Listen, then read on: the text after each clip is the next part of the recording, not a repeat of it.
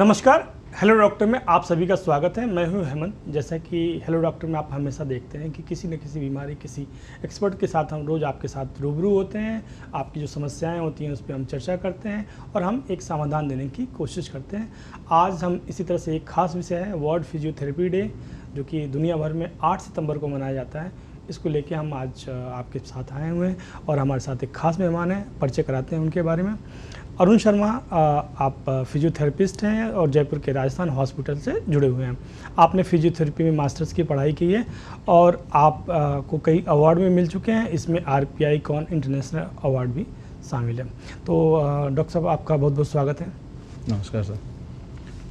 तो अरुण जी, जरा हमारे दर्शकों को बताएं कि ये फिजियोथेरेपी क्या है और कैसे ये हमारे जो मरीज़ हैं या फिर जो स्वस्थ लोग भी हैं जिन्हें कुछ ज़रूरत होती है उसमें कैसे राहत देती है, और साथ में ये भी बताइए कि वर्ल्ड फिजियोथेरेपी डे किस लिए मनाया जाता है।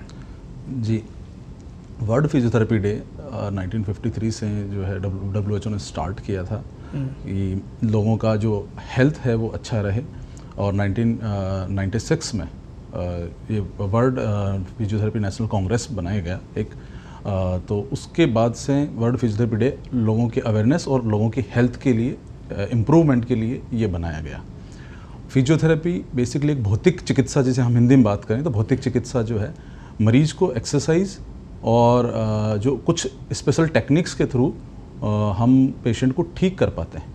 और फिजियोथेरेपी से आजकल जो महत्व है वो विभिन्न क्षेत्रों में बढ़ गया है, जैसे कि बूढ़े लोगों में जो है लोगों की लाइफस्टाइल उसको सुधारने के लिए, बूढ़े लोगों में जो दर्द हैं, रिड्यूस पेन सबसे फर्स्ट हमारा वो रहता है कि दर्द को हम कम करें किसी भी तरह से। दूसरा, सर्जरी अवॉइड करवाएं, बेसिकली सर्जरी से बचा जाए, उसके लिए फिजियोथेरेपी बहुत इंपॉर्टेंट है। वुमन हेल्थ पे बात करें, वुमन हेल्थ जिसमें एक्सरसाइज का बहुत बड़ा रोल है और जिससे अपने आप को वुमन ठीक रख पाएंगी। इसके अलावा स्पोर्ट्स से रिलेटेड, जो सबको पता है, स्पोर्ट्स में बहुत बड़ा रोल है फिजियोथेरेपी का। और आजकल हॉस्पिटल्स में जो है एक पेशेंट को ICU से बाहर निकालने के लिए बहुत बड़ा रोल जो है फिजियोथेरेपिस्ट का होता है। और कोरोना के बाद से हम देखें तो उसमें भी सब में जो है फिजियोथेरेपी का इम्पोर्टेंट रोल रहा है।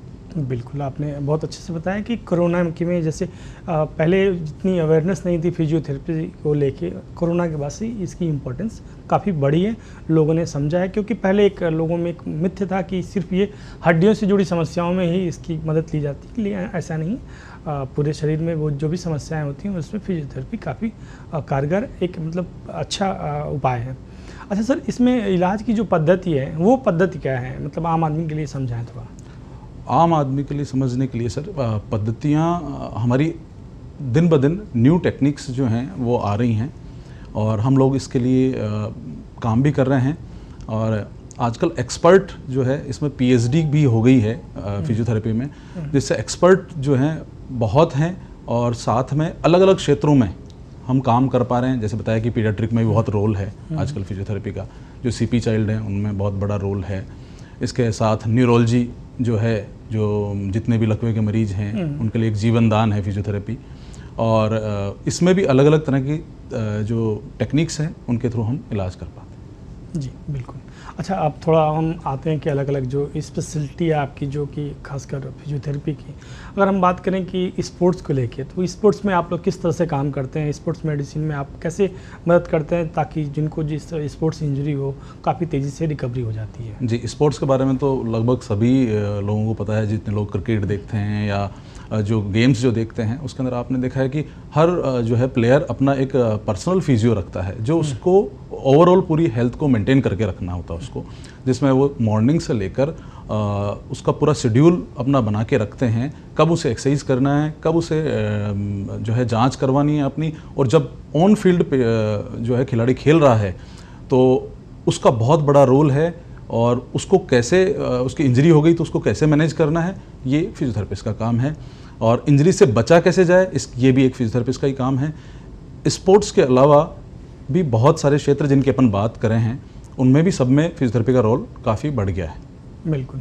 अच्छा अरुण जी, जैसे कि अभी आपने बताया कि स्पोर्ट्स में जो भी एक सेलिब्रिटी होती है, जो स्पोर्ट्स पर्सन होता है, एक उनके फिजियोथेरेपिस्ट, अक्सर हम लोग खबर में भी पढ़ते हैं कि किसी एक्सपर्ट जो स्पोर्ट्स की जो पर्सनालिटी है उसको उसके मसल्स में स्ट्रेस हो गया तो उनके फिजियोथेरेपिस्ट उनको मना कर देते हैं कि अभी कुछ दिन नहीं खेलिए, कुछ रेस्ट कीजिए। तो ये कैसे डिसाइड होता है कि किसी, क्योंकि दिखता तो है नहीं कि मसल्स में स्ट्रेस है, तो वो क्या तरीके हैं, कैसे पहचान की जाती है? जैसे आम आदमी अगर समझना चाहे कि उसके मसल्स में कैसे स्ट्रेस है और वो कुछ सावधानियां बरतें या फिर रेस्ट करें, तो उसको पहचान कैसे कर सकता है आम आदमी? जी, एक तो हम सबसे पहले देखते हैं कि पेन की सीवियरिटी कितनी है, कि कितना खतरनाक दर्द हो रहा है, खड़ा भी नहीं हो पा रहे हैं। तो उसके बाद में हमको पता लगता है कि किस तरह का इनको पेन है। और अगर ये लगातार इंजरी हुई है कोई और आप लगातार बार बार खेलेंगे तो वो इंजरी बढ़ेगी। तो इसलिए हम जो है सलाह देते हैं कि आराम करें कुछ एक दिनों के लिए, जिससे वो रिकवर कर जाए, उसका हीलिंग हो और उसकी सीवियरिटी के अकॉर्डिंग। और हम फिर देख के कि पेशेंट जो है या खिलाड़ी जो है उसके ऊपर जब मसल कमज़ोर होगी तो बोन पे लोड आएगा।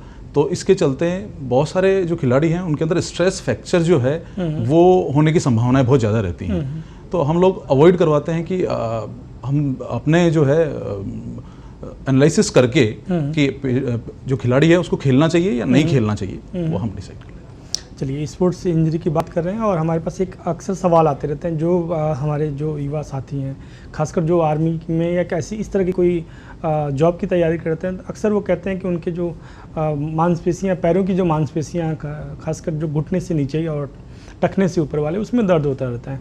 तो ऐसे दर्शकों के लिए आप क्या सलाह देना चाहेंगे? जी, ऐसे लोगों को जिनका अपना पहले रूटीन दिनचर्या आप बनाएं, दिनचर्या बनाने के साथ आप नियमित व्यायाम करें और कुछ एक जो स्पेसिफिक जिस एरिया में पेन होता है उसके लिए स्पेसिफिक एक्सरसाइज आप फिजियोथेरेपिस्ट से सलाह लेके और करें। साथ में मॉर्निंग स्ट्रेचिंग एक्सरसाइजेज आपको रेगुलर करना चाहिए और मजबूत करने के लिए मसल को थोड़ा सा आपको जो एरिया कमज़ोर है उसके लिए स्ट्रेंथनिंग आप अपने फिजियोथेरेपी से सलाह लेके और सीख सकते हैं और डेली उसे करें, जिससे कुछ एक दिनों में मसल थोड़ी मजबूत होगी और आपको पेन होना कम हो जाए। जी। अच्छा, आप लोग सिर्फ फिजियो में कुछ एक्टिविटी कराते हैं या फिर जो मरीज हैं या फिर जो नॉर्मल जो लोग हैं लेकिन उन्हें कुछ समस्याएं हैं, तो क्या उनके खान पान के बारे में भी बताते हैं आप लोग? जी बिल्कुल, हम जो है आप जो दर्शक हैं उनको सलाह देना चाहेंगे कि आप अपना वही पहले वाली बात कि नियमित जो है अपना शेड्यूल बनाएं, जल्दी सोएं, जल्दी उठें, मॉर्निंग वॉक जाएं, सुबह एक्सरसाइज करें, कम से कम आधे से 1 घंटा अपने शरीर को दें और उसके बाद में आप जो है अच्छा संतुलित आहार लें। संतुलित आहार लेंगे और प्रॉपर नींद लेंगे और एक्सरसाइज करेंगे तो आप दिन भर अपने आप को तरोताज़ा महसूस करेंगे। बिल्कुल। अच्छा, अक्सर कहा जाता है कि जो लोग खासकर फिटनेस के क्षेत्र में हैं या फिर जो लोग डेली एक्सरसाइज करते हैं तो उसमें डॉक्टर की सलाह रहती है कि उन्हें पानी का इंटेक कम नहीं होना चाहिए। ऐसा क्यों होता है? जी बिल्कुल, जब एक्सरसाइज करेगा पेशेंट या जो भी नॉर्मल आम आदमी जो एक्सरसाइज करता है उससे उसको स्वेटिंग बहुत होगा, थकान बहुत होगी, मसल वर्क बढ़ जाएगा। तो उस दौरान डिहाइड्रेशन होने की संभावना बहुत होती है कि पानी की कमी शरीर में होने लगेगी और मसल क्रैम्प्स आने लगेंगे, मसल खींचने लगेंगी। तो इसलिए हम बार बार यही कहते हैं कि आप अच्छा जो है वाटर इंटेक अच्छा रखिए और तभी आप जो है आगे एक्सरसाइज कर पाएंगे, अदरवाइज इंजरीज हो जाएंगी और संभावना जो है इंजरी की वो बढ़ जाएगी। जी बिल्कुल। अरुण जी, अभी कोरोना में जो जिस तरह से त्रासदी पूरे देश दुनिया ने देखा, उसमें फिजियोथेरेपी का भी रोल काफ़ी बड़ा। लोगों ने जो चेस्ट से जुड़े जो एक्सरसाइज हैं उसमें आप लोगों ने बहुत सारे लोगों को जीवन दान देने का काम किया। तो हमारे दर्शकों को बताएं कि जो चेस्ट से जुड़े जो एक्सरसाइज हैं वो कौन कौन से होते हैं और जो लोग कोरोना से रिकवर हो चुके हैं या फिर जिन्हें कुछ तरह के सांस से तकलीफ है उन्हें किस तरह के व्यायाम करना चाहिए, किस तरह के फिजियो करना चाहिए ताकि आगे उन्हें कोई समस्या ना हो, उनके फेफड़े मजबूत रहें? जी बिल्कुल, फिजियोथेरेपी के बाद में कोरोना के बाद में जब पेशेंट को समस्याएं होने लगी तो उसमें सबसे मुख्य समस्याएं जो है वो सांस से संबंधित समस्याएं जो हैं वो थी। सांस से संबंधित समस्याओं के बाद आदमी को जो है जीवन जो है बचाया वो एलोपैथी ने, लेकिन जीवन चलाने का काम जो किया वो फिजियोथेरेपी ने किया।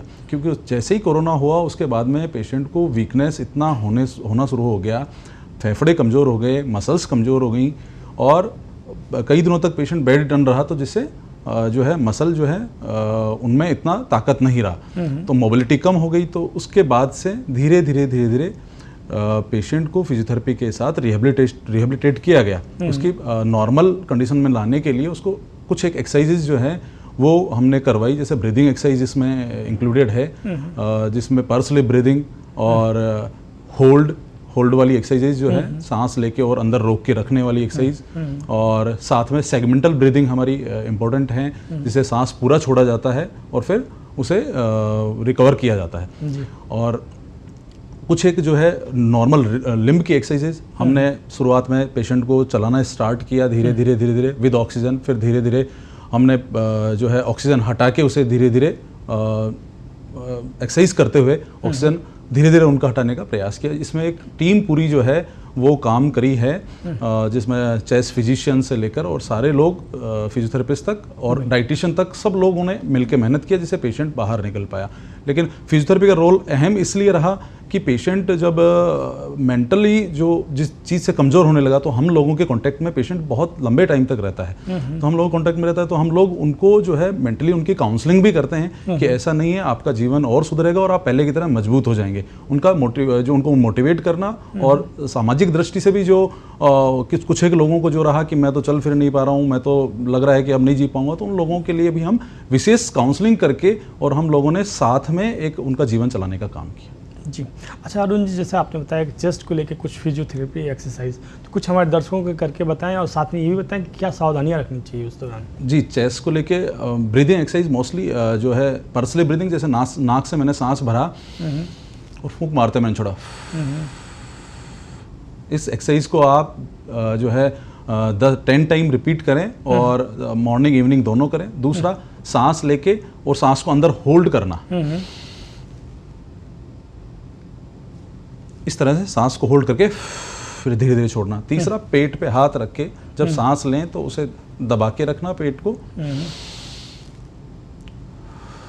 जब सांस छोड़ें तो इसे छोड़ देना। इस तरह से 3 एक्सरसाइज मैंने बताई। चौथी, जब आप सांस लें और छोड़ें तब इसे दबाना, इसे बोलते हैं सेगमेंटल ब्रीदिंग एक्सरसाइजेज। तो ये एक्सरसाइज चारों आपको दिन में 3 से 4 बार रिपीट आप करें और 10 बार इनका रिपीटेशन रखें मिनिमम, और 2-3 बार आप इन्हें करें अगर आप फ्री हैं, घर पे हैं और कोरोना के बाद में आप जो है आए हैं।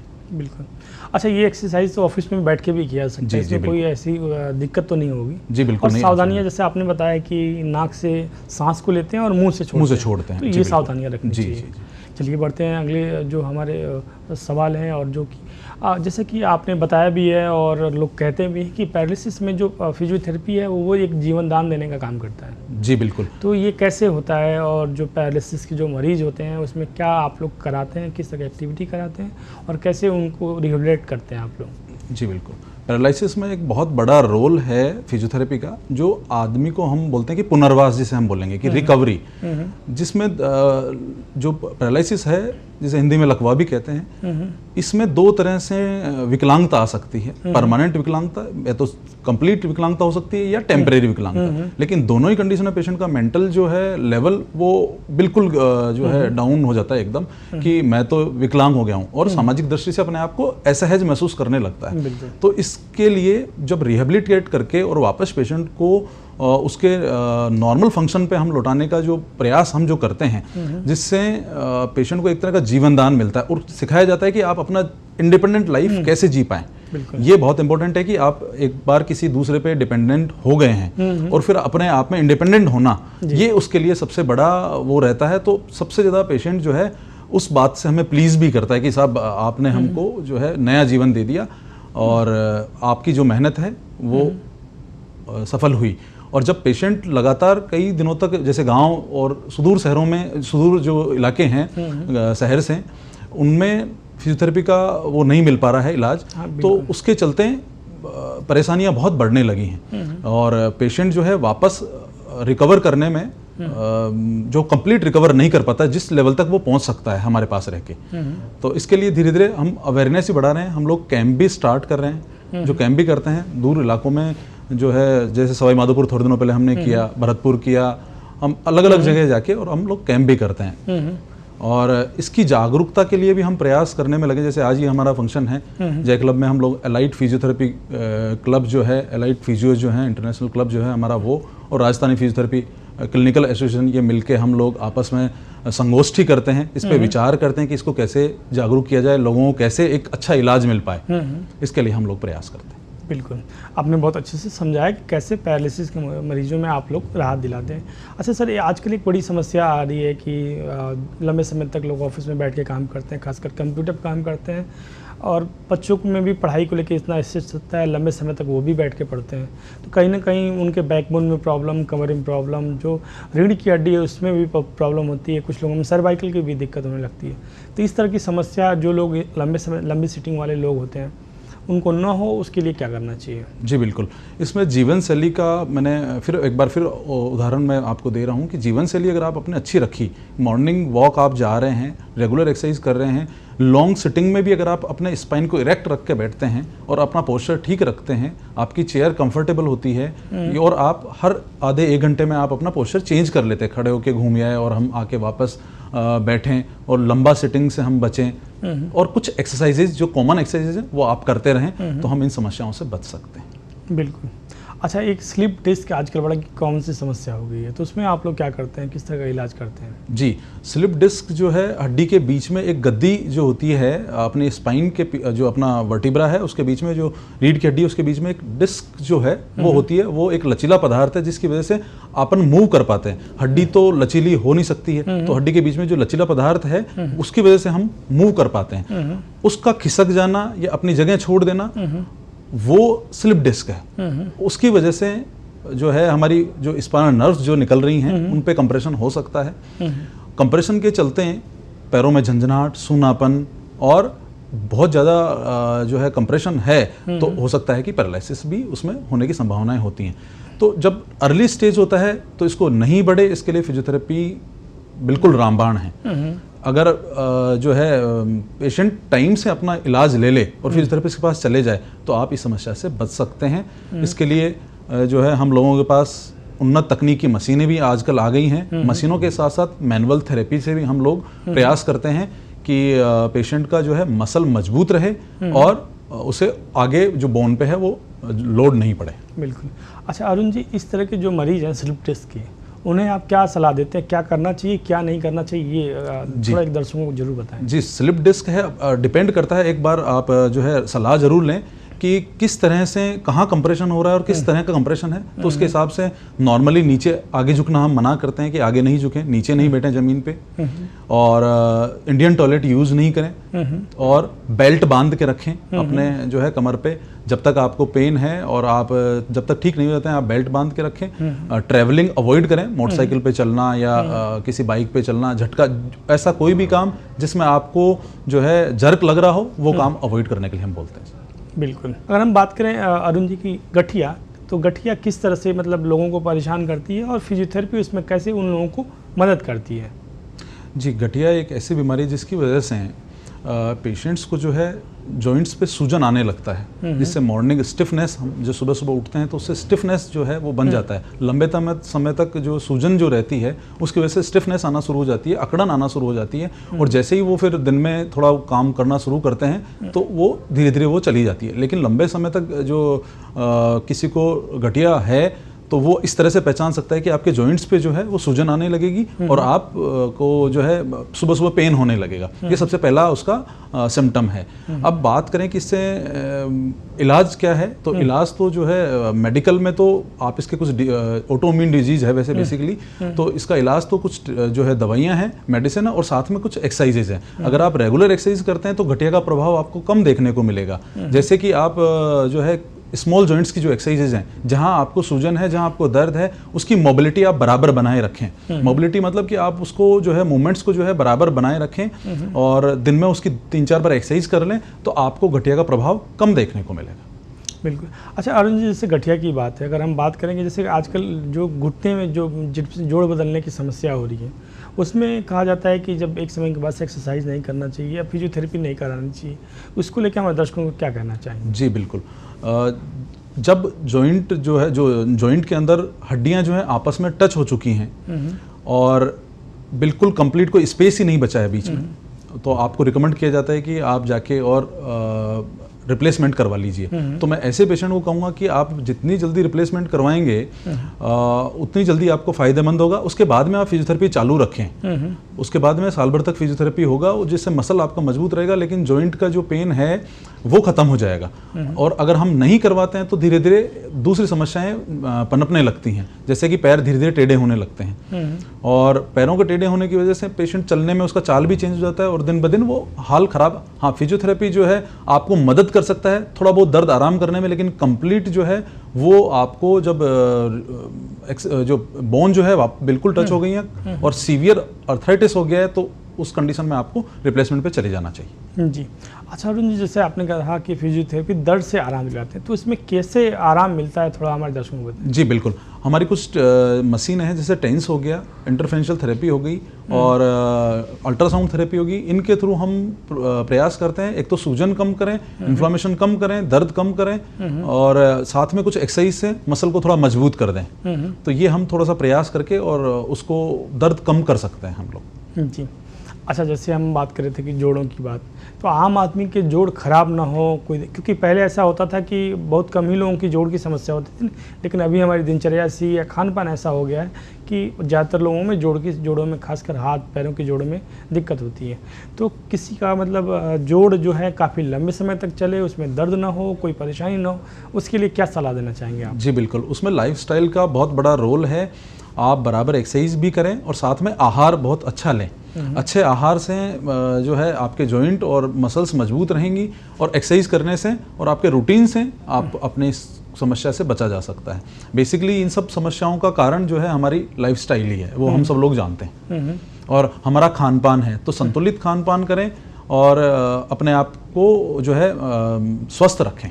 जी, अच्छा एक्सरसाइज की बात की आपने, तो किस तरह की एक्सरसाइज हमारे दर्शकों को करना चाहिए? जी बिल्कुल, इसमें पैरों के अंदर जो स्टैटिक क्वाड्रिसेप्स एक्सरसाइज जो है वो पैरों को जो क्वाड्रिसेप्स मसल है, जो फ्रंट ऑफ थाई की जो अपनी जांग की जो मसल है और इससे आगे घुटने की जो मसल है, इन सबको मजबूत रखने के लिए हम कुछ एक कसरत बताते हैं जिससे आप फिजियोथेरेपिस्ट की सलाह लेके और ये कर सकते हैं। तो कुछ जनरल एक्सरसाइज बता दें हमारे, जैसे कि पहले से समस्या नहीं है उनके लिए भी बता दें, और जिन्हें मान लीजिए कुछ जोड़ों में जो समस्या है उनके लिए भी, दोनों के लिए कुछ बता दें। जी बिल्कुल, एक टॉवल रोल करके और आप अपने घुटने के नीचे रख सकते हैं और घुटने को नीचे दबा सकते हैं। 10 सेकंड तक आप उसे दबा के रखेंगे। 1 2 3 4 5 6 7 8 9 10 पहली तो ये, दूसरी सेम एडी के नीचे उसको दबा के रखेंगे 1 2 3 4 जिस तरह से 10 बार इसके नीचे करें, 10 बार इसके नीचे करें। तीसरा, पैर को सीधा ऊपर उठा के रखें, रोक के रखें, 1 2 होल्ड करके रखें, जिससे आपका जो है मसल मजबूत रहे। फिर बैठ के सिटिंग में पेशेंट को जो है अपना घुटने को ऊपर और नीचे करने, साथ में वेट के साथ एक्सरसाइज आप कर सकते हैं, जिससे आपकी मसल थोड़ी मजबूत रहे। इस चीज़ को ऐसे समझा जा सकता है कि जैसे कि मेरे को अपना बाइसेप्स मजबूत करना है तो हम लोगों के पास वेट होता है, जैसे डंबल हो गया, सेम ऐसे ही वेट कफ आता है जो पैर पे लगा के और उसके साथ साथ एक्सरसाइज की जा सकती है। जी, अरुण जी, जैसे कि हम लोग अक्सर देखते हैं कि फिजियोथेरेपिस्ट के पास गए और उन्होंने कभी गर्म सेक कर देते हैं, कभी ठंडा सेक कर देते हैं। अब मरीज को तो समझ में नहीं आता कि गर्म सेक कब करना चाहिए, ठंडा कब करना चाहिए, तो हमें दर्शकों को बताएं थोड़ा सा कि जी, ये बहुत मिसकंसेप्शन है इसके लिए, लोगों में कोई गर्म बता रहा है कोई ठंडा। तो इसके लिए मैं बताना चाहूँगा कि जब मरीज को किसी जगह पे सूजन आ रही है, सूजन के मतलब है कि वहाँ पे जो है वेजो डायलिटेशन हो रहा है, हमारी जो मेडिकल लैंग्वेज में बोला जाए तो वहाँ पे जो है खून का संचार बहुत अधिक हो रहा है, सूजन हो रही है तो, या स्पाज्म हो रहा है तो उस जगह, तो खून का संचार जहाँ बहुत ज़्यादा होगा, अगर आप उस जगह कोल्ड लगाएंगे तो उसमें आराम पड़ेगा। कोल्ड हमेशा वेजो कंस्ट्रक्शन करता है, रोकता है उसको। जैसे हमने देखा कि चोट जब हमें लगती है तो हम तुरंत लगाते हैं ले जाके आइस, कि इस जगह सूजन ना आ जाए। सेम इसी तरह अगर उस जगह सूजन है और आपने गर्म लगा दिया शेक, तो सूजन और बढ़ जाएगी और दर्द आपको और बढ़ जाएगा। उसके पीछे रीजन है कि वो आपका पहले से ही आपका खून बहुत फ्लो हो रहा है और खून की जो है संचार वो और बढ़ा देगा गर्म, जबकि ठंडा जो चीज होती है वो आपके खून को संचार को कम करती है। तो ऐसी जगह जहाँ सूजन है या इन्फ्लामेशन हो रहा है या बहुत ज़्यादा स्पाज्म आ रहा है, तो उस जगह आप कोल्ड थेरेपी करें, आपको तुरंत आराम मिलेगा। और ऐसी जगह जहाँ पे क्रोनिक पेन है, लंबे समय से दर्द है घुटनों में या चोट लगे 20-25 दिन हो गए हैं, तो उस समय आप गर्म सेक करें जिससे आपको आराम मिलेगा। जैसे कमर दर्द भी है, अगर आपको रिसेंट कमर दर्द हुआ है, बस जस्ट अभी चला ही नहीं जा रहा है, तो आपको कोल्ड सबसे बेस्ट ऑप्शन है। रिसेंट कमर दर्द हुआ और आपको स्पाज्म आ गया तो कोल्ड लगाओ, तुरंत आपको 2 दिन में 3 बार लगाएंगे तो आप चल पाएंगे। लेकिन अगर आपने हॉट लगाया उस जगह तो वो आपको बिल्कुल जकड़ देगा। अरुण जी, अभी हम लोग बात कर लिए कि अलग अलग सेगमेंट पे बात कर ले, हम लोग बुजुर्गों से जुड़े अभी कोई बात नहीं की है। खासकर अगर बात करें पार्किंसंस में, जो बुजुर्गों में एक कॉमन सी बीमारी है, तो इसमें भी कहा जाता है कि फिजियोथेरेपी का काफ़ी अच्छा रोल है। तो इसमें किस तरह से आप बुजुर्गों की मदद करते हैं? जी बिल्कुल, जीरेट्रिक फिजियोथेरेपी अपने आप में एक बहुत बड़ा ब्रांच हो चुका है अभी, और इसके अंदर बहुत स्कोप भी है। और जैसे जो बुजुर्ग पेशेंट होता है वो समय के साथ साथ अपनी जो सेल्स रिड्यूस हो रही हैं उसके साथ साथ धीरे धीरे वो अपने किसी पे डिपेंडेंट होना शुरू हो जाता है। जैसे कि हमने देखा कि सबसे पहले वो उससे अपने हाथ में स्टिक आती है, फिर धीरे धीरे वॉकर, फिर धीरे धीरे बेड। तो हम चाहते हैं, हमारा जो काम होता है फिजियोथेरेपिस्ट का, वो उसे मोबिलिटी बराबर बनाए रखने का है कि चलता फिरता आदमी रहे और ये कभी बेड पे ना जाए। तो हम लोगों का यही प्रयास रहता है। जैसे पार्किंसंस का पेशेंट भी हो गया, पार्किंसंस क्या होता है, शुरुआत में स्टेज में धीरे धीरे जैसे जैसे उसकी बीमारी जो बढ़ती है उसमें पेशेंट जो है धीरे धीरे आगे की तरफ झुक जाता है एकदम, और उसका शॉर्ट जो है वो जो स्टांस जो होते हैं वो शॉर्ट हो जाते हैं, चलने का जो है पोस्चर बिल्कुल चेंज हो जाता है उसमें। तो हम लोग प्रयास करते हैं एक तो उसका पोस्चर ठीक रखें और उसके जो है नॉर्मल जीवन में वो वापस लौटे, उसके लिए हम प्रयास करते हैं कि मोबिलिटी बराबर बनाए रखें। तो हम लोगों को डेली ऐसे पेशेंट को हम बुला के, और ऐसे पेशेंट को, जैसे बुजुर्ग लोगों को जो है किसी सेंटर पे जाके डेली 1 घंटा नियमित किसी स्पेसिफिक जो डिग्रीधारी जो फिजियोथेरेपिस्ट है उसके पास जाके उसकी गाइडेंस में एक्सरसाइज करें, जिससे इंजरी से बचा जा सके। क्योंकि बुजुर्ग जो बूढ़े लोग जो हैं उनमें इंजरी के चांसेस बहुत होते हैं। तो ज़्यादा इंजरी ना हो, ज़्यादा जो है किसी तरह की कोई चोट ना लग जाए, गिर ना जाए, इसके लिए विशेष ध्यान रखते हुए किसी की गाइडेंस के अंदर आपको एक्सरसाइज करनी चाहिए। अच्छा, क्या सावधानियाँ बुजुर्ग रखें, क्योंकि उन्हें चोट जो बार बार लग जाती है, तो क्या ध्यान रखें? जी बिल्कुल, उसके अंदर एक तो अपने साथ कुछ सहारा वो अपने रखें। हम तो चाहते हैं कि सहारा नहीं रखें, लेकिन अगर वो उनका बैलेंस बिगड़ेगा तो वो सहारा अपने साथ रखें एक तो कुछ, या किसी के साथ, जिसको पार्किंसंस है, किसी अपने साथ किसी एक घर वाले को अपने साथ लाएं और उसके साथ ही मूव करें। अकेले इंडिपेंडेंट मूव करने में ये चांसेस होते हैं कि आपका बैलेंस ठीक नहीं होता है और आप गिर पड़ते हैं, और उस गिर पड़ने के लिए आपको किसी के सहारे की आवश्यकता है। और सहारे के साथ साथ भी हम आपको जिस तरह से आपको टेक्निक सिखाएं, किस तरह से आपको बेड से उठना है, करवट लेके ही उठना है, किस तरह से आपको खड़े होना है, क्या चीज़ चाहिए आपको, ये एड्स कुछ एक जो चीज़ें हैं वो आप अपने साथ रखें। बिल्कुल। तो आज हेलो डॉक्टर में अरुण जी ने फिजियोथेरेपी दिवस पे हमें इतनी बहुत महत्वपूर्ण जानकारी दी। हमें उम्मीद है कि हमारे दर्शकों को उससे काफ़ी लाभ होगा। हेलो डॉक्टर में आज सिर्फ इतना ही। हम अरुण जी को बहुत बहुत धन्यवाद देंगे, हमारे स्टूडियो आए, हमारे दर्शकों के लिए इतनी महत्वपूर्ण जानकारी दी। आज के सिर्फ इतना ही। कल फिर मिलेंगे किसी दूसरी बीमारी पर दूसरे एक्सपर्ट्स के साथ चर्चा करेंगे। हमें दीजिए इजाज़त। नमस्कार।